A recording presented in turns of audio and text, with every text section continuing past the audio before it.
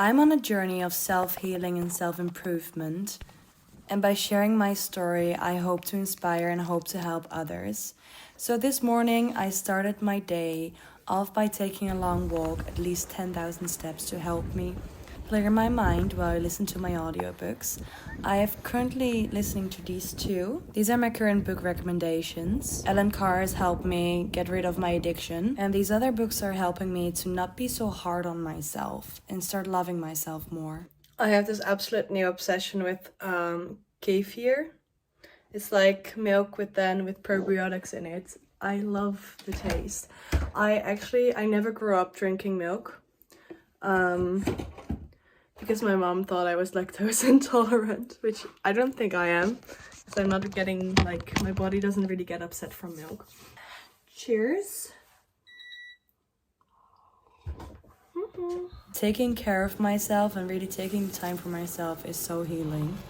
I want to say something about a toxic way of dealing with your trauma. Whenever I would feel down, or when I would feel bad about myself, or if I felt like I didn't fit in, or I wasn't good enough, or someone would cross my boundaries, all of these emotions, I never really knew how to deal with them. Instead of dealing with those in a healthy way, I started holding them and not show them, because it's kind of like a taboo to show your emotions, and because then you show then you are weak and then you are vulnerable.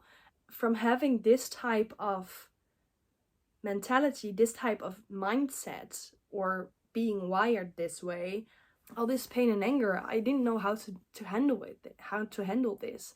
So I would become very angry, and then my parents were like, you cannot be angry, because you are we cannot, because my parents didn't know how to handle me when I was angry. They would become upset with me when I was angry, so I was punished for expressing my emotions and being angry, showing or trying to. It's actually making me emotional thinking about it, because as a kid you don't know how to handle it, so you're trying to express something that you don't know how to express, and then you get punished for expressing yourself. So I would be put under a cold shower with my clothes on. It didn't happen that much, because even once being punished like that is very impactful. So having a cold shower was my punishment, or I wasn't allowed to eat at a table. I had to eat or stand in the hallway, or these type of punishments. So I quickly learned how to suppress them and how to suppress my emotions. But with suppressing my emotions, came neurotic behavior. So I would start to go to the bathroom every 5 seconds, because my body was neurotic. I started biting my nails. I was always trying to soothe myself in a way. And this is very young, so I was 6 or 7, around this age. Eventually this behavior became an addiction. It became an addiction to sugar, to food. So I developed an eating disorder. And then it became a drug addiction. So I started smoking cannabis, and then afterwards it became a smoking addiction, because I stopped smoking cannabis, and then I just became a smoking addict.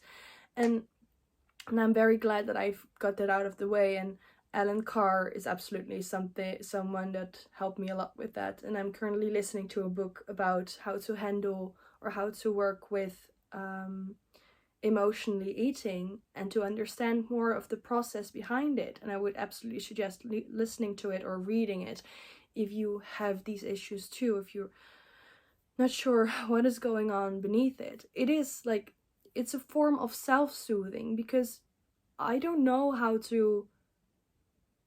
haven't learned how to deal with my emotions. I haven't learned how to express my emotions, and to feel safe in expressing my emotions. So I'm actually standing here because I wanted to draw something on my little whiteboard. So if you see an iceberg in the water, usually it's way bigger underneath the water. And that's of course also how the Titanic drowned. On top, you have all of these symptoms. So addictions, eating disorder, neurotic behavior, negative self-talk is also something. Like I have a lot of negative self-talk. Like there is a lot going on here. But why do you have all of these symptoms? It's because your emotions, like all of the emotions you're having, you're trying to suppress this. And this is actually something that I was taught by my therapist.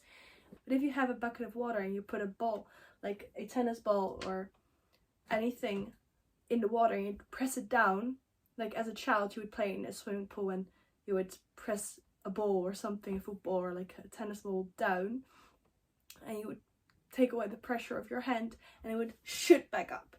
What you're doing with all these self-soothing methods, you're putting this bowl of emotions, you're putting all of it down, trying to put it under. And when something triggers, the pressure gets off and you explode. The emotions are trying to escape.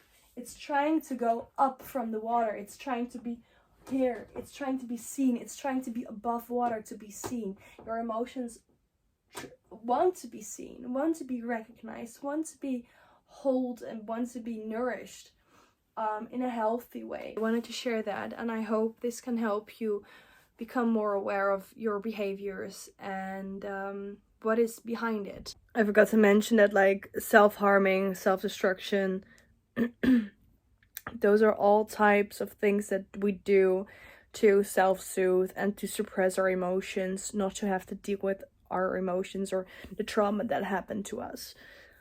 And I'm not trying to replace a therapist or a doctor, because I think if you have certain issues, you should definitely go see them. Because they can help, and they can help you find a solution and see what is good for you to help deal with these things. And I know that the step to actually go find help is super scary. It feels like a very big step. You don't want to do it. I know that you don't want help because you don't want to be seen as a helpless person. Because you can do it by yourself. You can handle it by yourself, right? Yeah, that's it for now.